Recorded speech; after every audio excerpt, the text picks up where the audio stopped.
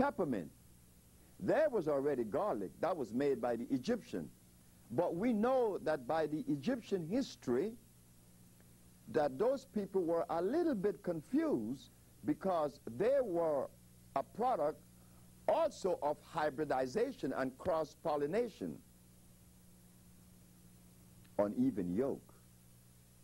History shows that the Egyptians were a crossbred of African, Persian, and Greek. That confuses things a little bit. You see, when things are complete, their molecular structure is complete, and they function in accordance with life. But when you interfere and bring three different vibrations together, that in itself shows us there is confusion. So Mr. Hippocrates obeyed the laws of life and the dictates of God. He cured every disease. Now the question should be asked. If I'm a physician that went through the discipline and took the Hippocratic oath, well, if I took the Hippocratic oath, I am supposed to follow the precepts of Hippocrates. But why are we using chemicals today? Oh, that went by, and understandably so. All these violations in reference to healing and nutrition is occurring now. We're not eating electric food. We are eating things that were made by man in a laboratory. Since Mr. Hippocrates showed the world that the herbs really work,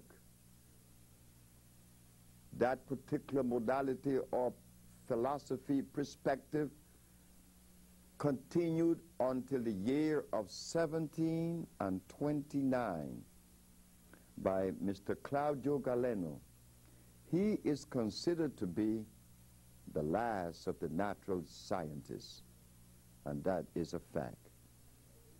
Since this man, Galeno, the Italian, what we find ourselves now using are chemicals that are inorganic and carcinogenic. So, ladies and gentlemen, what went wrong? What could have happened that caused us to disconnect? Why have we continued to practice such inconsistencies? Well, there is something that we just found out in the last 15 or 20 years. There is a substance that has been fed to our people in and out of Africa and probably around the world, because I see it in Asia, not only in Africa. I see it in South America. I saw it in Brazil. I saw it in Suriname. I saw it in Guyana. I saw it all through Central America. What we are talking about is cyanide. Cyanide have a tendency to interfere with brain waves, vibration, or hormonal message. Cyanide interfere with the hypothalamus. Cyanide interfere with the pituitary gland. Cyanide interfere with the central nerve system. Something had to interfere, because we are continuing to violate that ecclesiastical mandate. The herbs are for the healing of the nations. And those of us that may have read that particular chapter in the Bible or those chapters, we think that what we see today around us in the gardens and the fields, that these things, since they are herbs, well, God made them. They must be good. So I'm going to use aloe vera to cleanse your intestines. I'm going to use comfrey to strengthen your bones. But ladies and gentlemen, little did we know that comfrey was made just like aloe vera was made. They tell us that comfrey has calcium. It is called knit bone, consound, has many names. But they never tell us that comfrey is responsible for severe anemia. Yes, it may work sufficiently, probably in one part of the body and affecting a whole lot others, like garlic. Garlic is a substance that would definitely lower your pressure because it would eat up the cholesterol in the arteries. But did it tell us that garlic,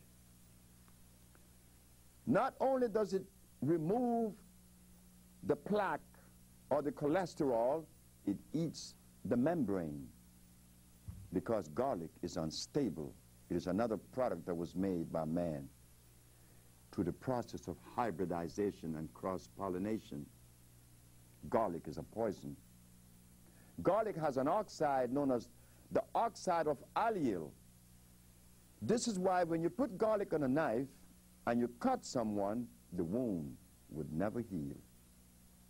So, ladies and gentlemen, we are bringing forth the questions. We are asking the questions that were not asked, probably because of fear or whatever reason. But it is time. Disease is running rampant. And at the Usha Research Institute, we feel that if we have accomplished all of these things, such as the cure for AIDS, sickle cell blindness, and others, then naturally we expect for the rest of the healers to converge on this particular modality or research.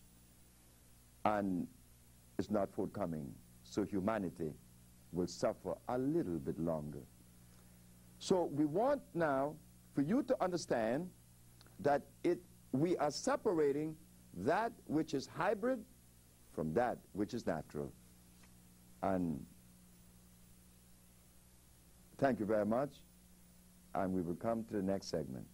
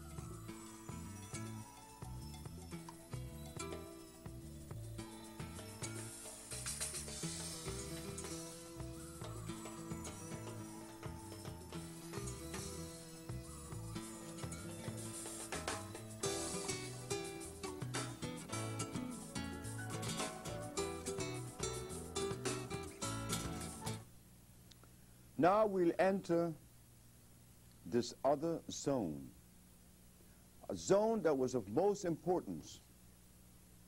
Yet our historian, our anthropologists, our archaeologists, our geneticists fail to bring forth and analyze and recognize, not to mention our ecclesiasticians. I could talk about my brother. My brother was a preacher for 30 years. He ate everything that God didn't make. And when he got sick,